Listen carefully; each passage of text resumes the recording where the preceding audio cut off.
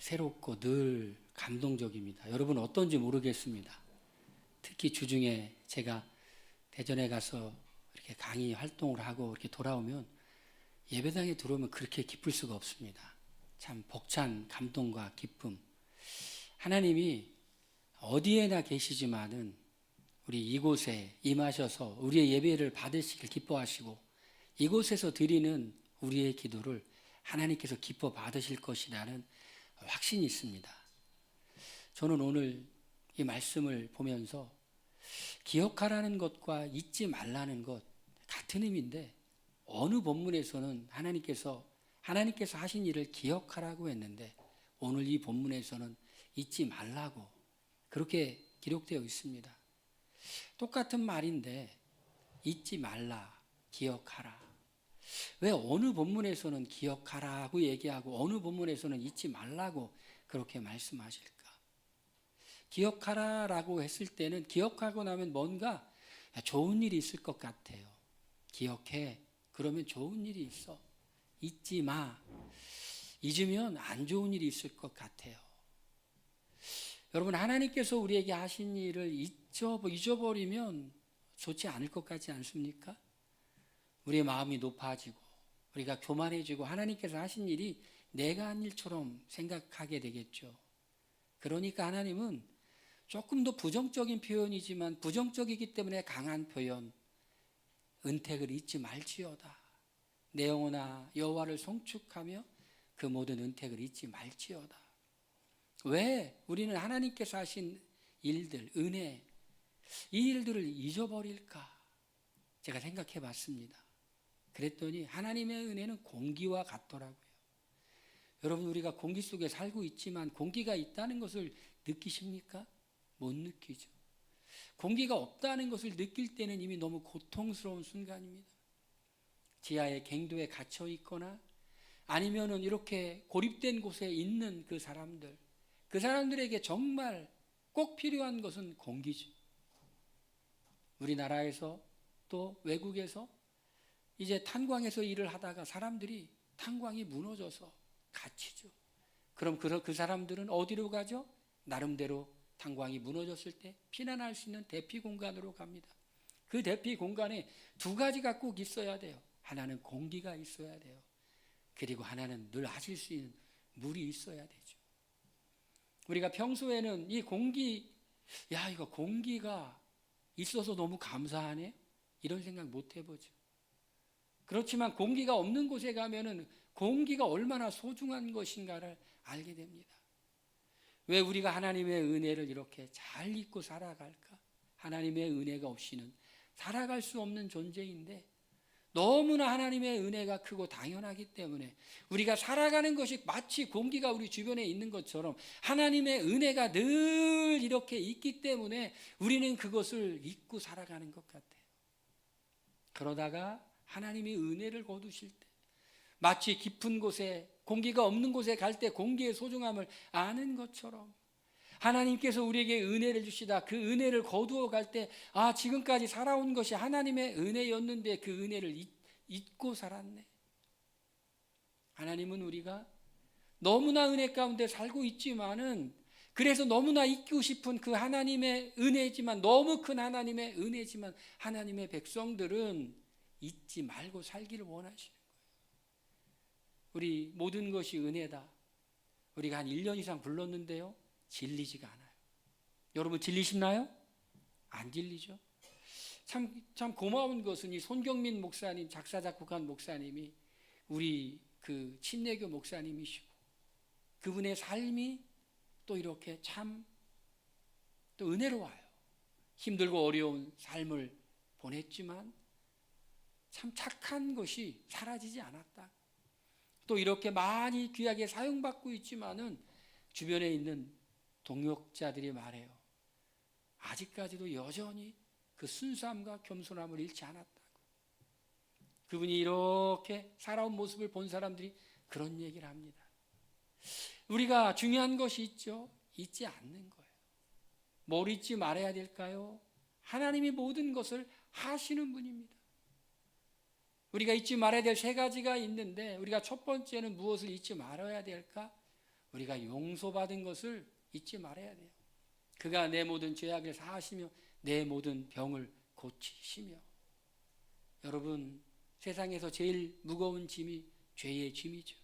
죄짐을 지고서 우리가 고통스러울 때가 있습니다.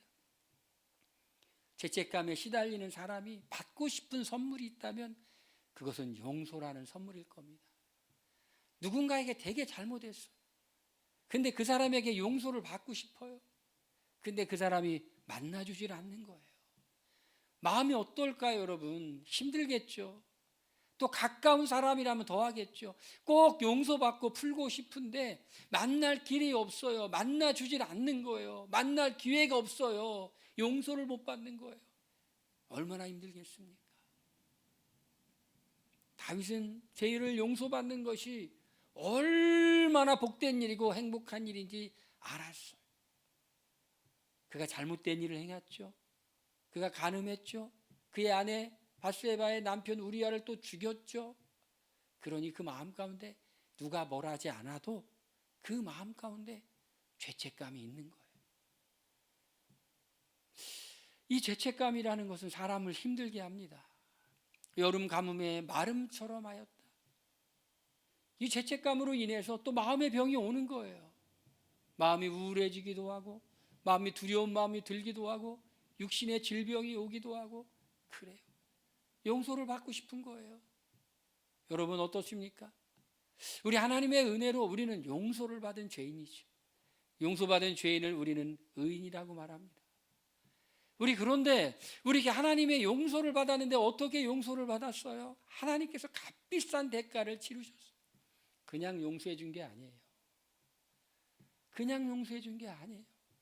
하나님은 사랑이 많으신 분이시지만 또 공의로우신 분이기 때문에 하나님은 그냥 용서해 주실 수가 없어요. 어떻게 하죠? 그 죄값을 치르게 하셔. 구약 성경에 보니까 사람이 죄를 지면 어떻게 하죠? 자기를 대신할 제물을 끌고 오고 그 제물에 안수를 하는 거예요. 어린 양에게. 그리고 내가 죽어야 되는데 이 어린 양이 대신 죽는 거예요. 그러면서 나를 대신 죽게 함으로 하나님께서 만드신 법에 의하여 용서받는 거예요. 신약시대는 그렇게 용서를 받는 게 아니죠. 구약시대 죄를 질 때마다 1년에 한 번 대제사장에 여러 번 그렇게 수차례 죄를 용서받아야 되는 의식을 해야 되니 주님께서 이제 어떻게 하십니까? 예수님을 보내심으로 보라 세상 죄를 지고 가는 하나님의 어린 양, 이 예수님이 우리의 모든 죄를 짊어지시고 그리고 단번에 죽으셨을 뿐만 아니라 부활하셨죠. 우리가 치러야 될 대가를 누가 지불해 주셨어요? 예수님이 대신 지불해 주셨어요. 예수님은 그 놀라운 고통스러운 그 과정을 다 통과하시금으로 말미암아 우리의 죄가 용서를 받은 거예요. 우리가 세상에서 살아갈 때 우리가 죄를 용서받았다는 것 때문에 죄를 용서받았다는 은혜를 우리는 생각하고 살아가나요? 아니면 잊고 살아가나요? 우리가 하나님 앞에 설 때, 거룩하신 하나님 앞에 설 때, 존귀하신 하나님 앞에 설 때 우리가 보이는 것은 우리의 죄악된 모습이에요. 다른 것은 보이지 않아요. 이사야가 하나님의 영광 가운데 섰을 때 그가 죄악에 가득한 모습을 봤던 것처럼 하나님 앞에 섰을 때 이 세상에서 뭐 했느냐, 어떤 자리에 올라갔느냐, 어떤 돈을 벌었느냐 이게 보이는 게 아니라 그저 하나님 앞에 초라한 인간의 모습, 그 모습만 보이는 거예요. 그런데 우리는 너무나 초라하고 너무나 죄인인데 하나님께서 우리를 용서해 주셨다라는 거예요. 예수님의 보혈의 공로로 말미암아 우리가 용서받았다라는 것이, 어떠한 죄를 지었든지 간에 주님께 예수님의 보혈의 공로를 의지하고 나와 주님께 우리의 죄를 자백하면 저는 미쁘시고 의로우사 우리의 모든 죄를 사하시며 모든 불의에서 깨끗하게 해주신다는 거예요. 여러분 어떻습니까? 여러분 고맙지 않습니까? 감사하지 않습니까? 나의 죄를 용서해 주시는, 내가 마음속에 무거운 죄책감에 눌려있고 내가 이 죄책감으로 말미암아서 하나님께 나아갈 수 없는 그런 존재였는데 주님께서 용서해 주시겠다 그래요. 죄를 지은 사람은요, 누가 뭐라고 하지 않아도 그 마음 가운데 죄책감으로 말미암아 마음이 너무 무거운 거예요. 주의 손이 누르는 것처럼 하나님께서 그렇게 누르시는 것을 경험하는데 다윗이 나단 선지자의 말을 듣고 하나님 앞에 죄를 자백하죠. 그리고 자유가 찾아옵니다. 그리고 하나님께 기도합니다. 주의 신을 내게서 떠나게 하지 마시옵소서. 성령의 임재가 없어서 고통스러웠던 그 과정이 끝나고 이제 다시 하나님과의 은혜로운 관계를 회복하기 원합니다. 여러분, 죄를 용서받았다는 것은 그냥 용서받았다는 것 이상의 의미가 있어요. 하나님과의 바른 관계가 회복되었다라는 것이요. 역시 여러분 혹시 그런 적 없으십니까? 누군가에게 사람에게 잘못을 했어요. 죄를 범했어요. 그 사람을 볼 때 그 사람 앞에서 자꾸 위축이 돼요. 내가 그 사람한테 잘못한 걸 그 사람이 아는데 그 사람이 나를 어떻게 생각할까? 성경은 그래서 죄를 지은 것을 채무라고 표현해요. 채무. 복음서에 보면은 용서받은 것을 빚을 탕감받은 것으로 표현해요. 용서하지 않는 것을 빚을 탕감해 주지 않는 걸로 비유해요. 1만 달란트 빚진 사람이 그 채권자가 빚을 탕감해 줬어요. 그런데 자기가 조그만한 채권을 갖고 있는데 그 사람의 멱살을 잡고 돈을 갚으라고 그래요. 하나님은 성경을 통해 뭘 말하느냐? 죄는 채무와 같다라는 것이에요. 채무. 빚을 진 사람이 있으면 채무자는 채권자 앞에서 채권자가 아무 말을 하지 않아도 왠지 기가 죽게 돼 있어요. 여러분 안 그러십니까? 여러분 혹시 채무 독촉 안 받아보셨어요? 기분 더럽게 나빠요. 웬일인지 모르지만은 몇 년 전에 이게 카드 이 결제 날짜에 이게 이제 결제가 안 됐을 때 전화가 와요. 이게 카드 결제 날짜가 지났는데 이게 결제가 안 됐네요. 이게 어떻게 하다 보니까 한 두세 번 그렇게 되니까 굉장히 기분이 나쁘더라고요. 여러분 그런 전화 받으니까 너무 기분이 좋았다. 그런 분 계십니까? 몹시 불쾌해요. 그래서 내가 신용이 나쁜 사람도 아닌데 어떻게 하다 보면 그렇게 될 수도 있는 거지. 왜 그러냐고, 너 이름 뭐냐고 내가 물어봤어요. 당신 팀장 바꾸라 그랬어요. 그랬더니 다시는 연락이 안 오더라고요. 신경 써서 그 날짜를 맞췄죠. 여러분 그런 거예요. 그런 겁니다. 채무자는 채권자 앞에서 이 길을 못 펴요. 길을 못 펴요. 우리가 어떠한 죄를 졌든지 간에 하나님 앞에서 우리는요, 죄가 있으면 길을 못 피는 거예요. 하나님께 구해도 하나님이 안 들어주실 것 같아요. 하나님께 나아가도 은혜가 없어요. 은혜가. 그런데 우리가 어떤 은혜를 받았어요?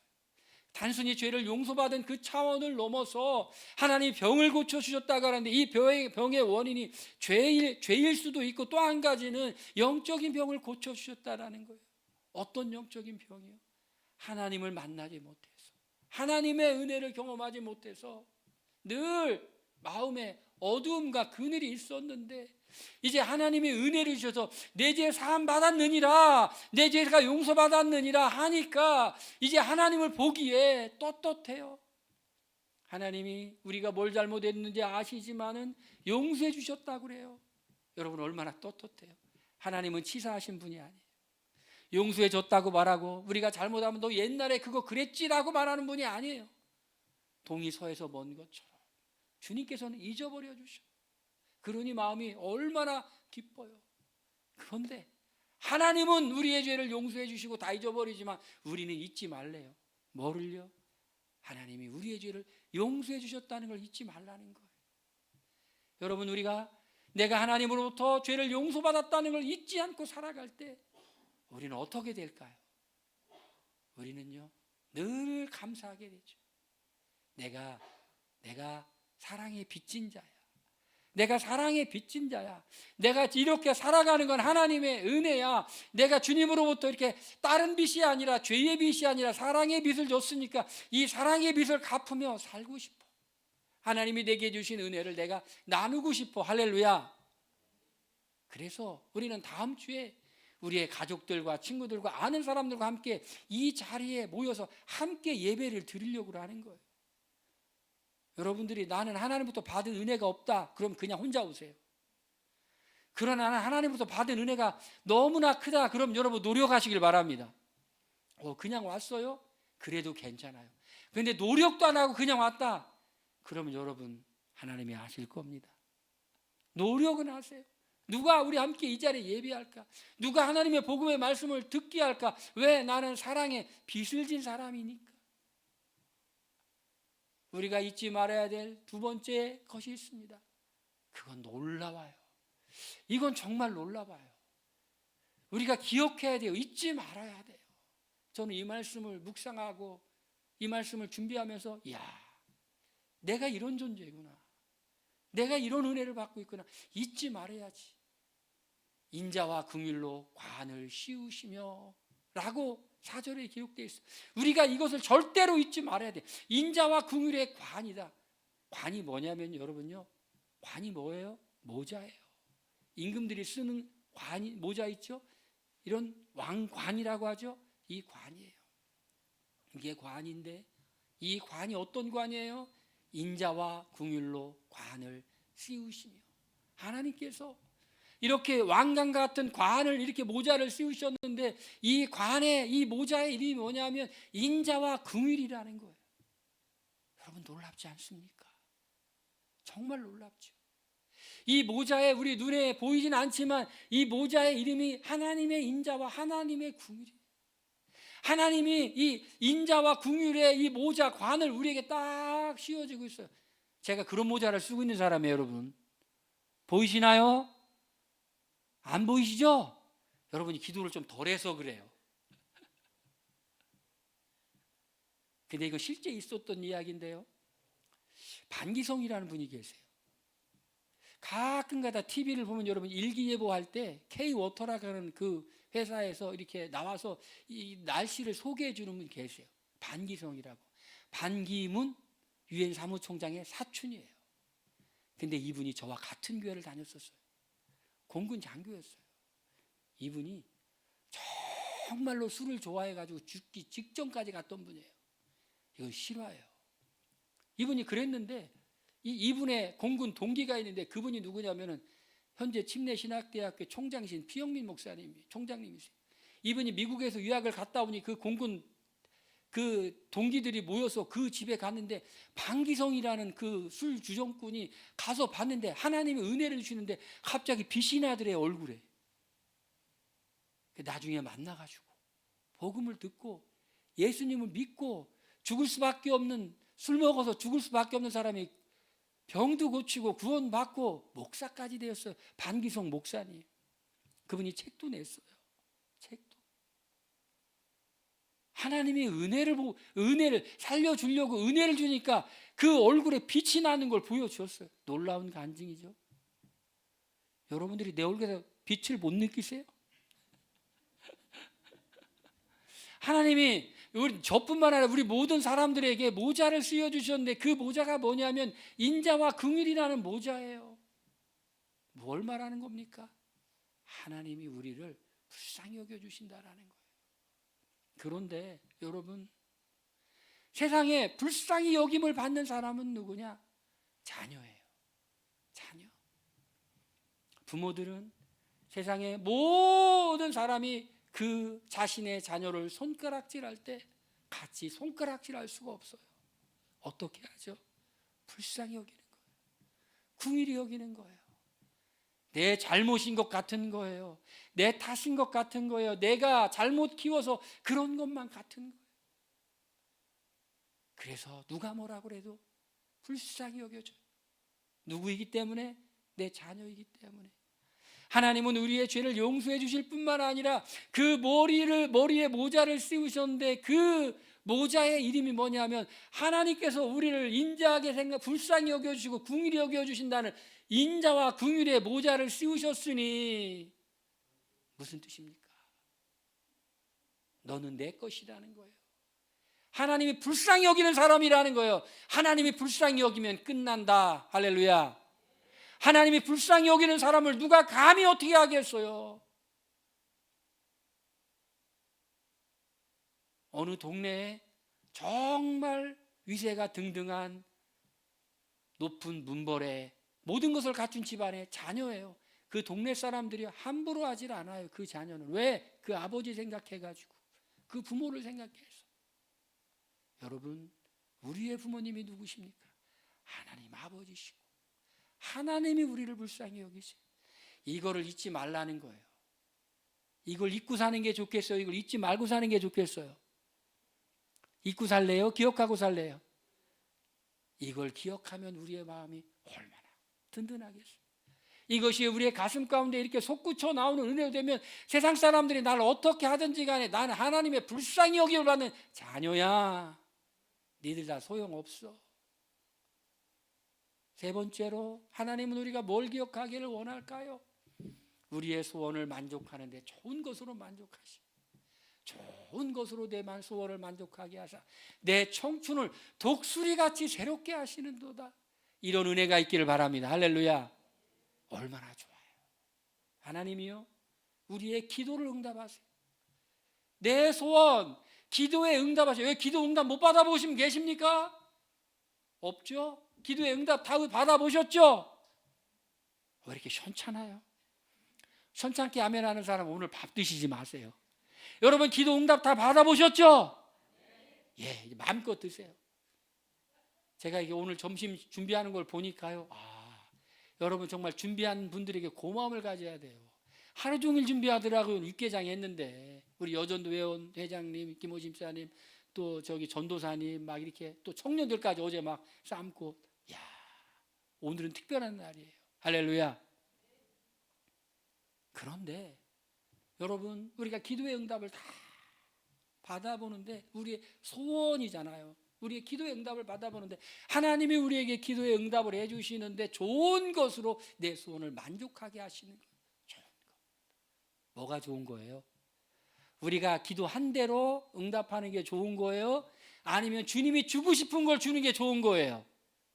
주님이 주고 싶은 걸 주는 게 좋은 거예요.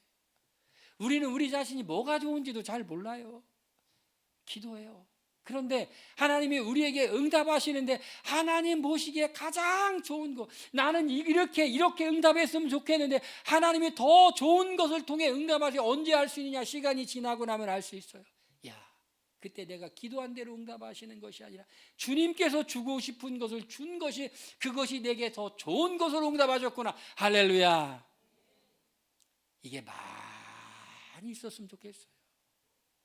이런 경험을 많이 했으면 좋겠어요. 내가 기도한 대로가 아니라 하나님이 주고 싶은 대로 줬는데 그것이 좋은 것이었구나. 내 소원을 만족하게 하사 내 청춘을 독수리같이 새롭게 하시는도다. 하나님은요, 우리가 또 감사하고 잊지 말아야 될 것이 있어요. 우리의 청춘. 야, 좋다. 여러분, 청춘이라는 단어를 들 때 어때요? 여기 앞에 앉아있는 우리 자매님들은 청춘이죠. 뒤에 있는 사람, 나는 청춘이 다 갔는데. 청춘이 봄춘차 아닙니까? 내 봄날은 갔다가 아니라 여기 앉아있는 사람, 모든 사람 지금부터 봄날이다. 할렐루야. 우리 한번 따라합시다. 지금부터 봄날이다. 지금부터 봄날이다. 내 청춘을 독수리같이 새롭게 하신다.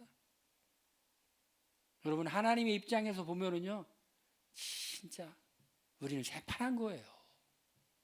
새파래요. 유흥존이라고 이렇게 문화재 청장도 하고 그랬는데, 아산에 있는 어느 동네에 들어갔더니 60 넘어서 갔는데 청년회 소속시켜 주더래요.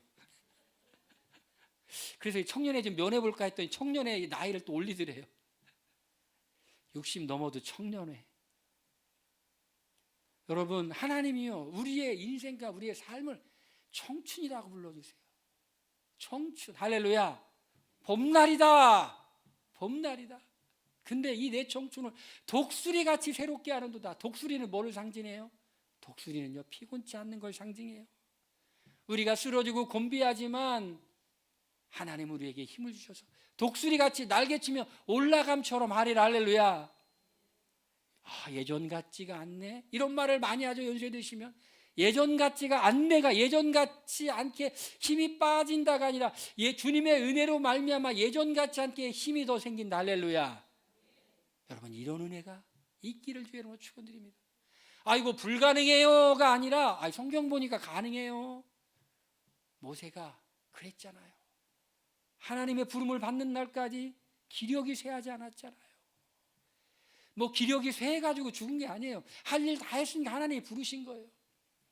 하나님께서 우리를 부르시는 그날까지 우리가 독수리처럼 우리의 청춘을 새롭게 하시며 하나님의 놀라운 은혜로 말미암아 하나님이 그렇게 해주시겠다고 약속하시니 우리가 하나님의 바른 관계 속에 늘 새로운 소망을 갖고, 할렐루야, 여러분 꿈꾸는 자가 되길 바랍니다.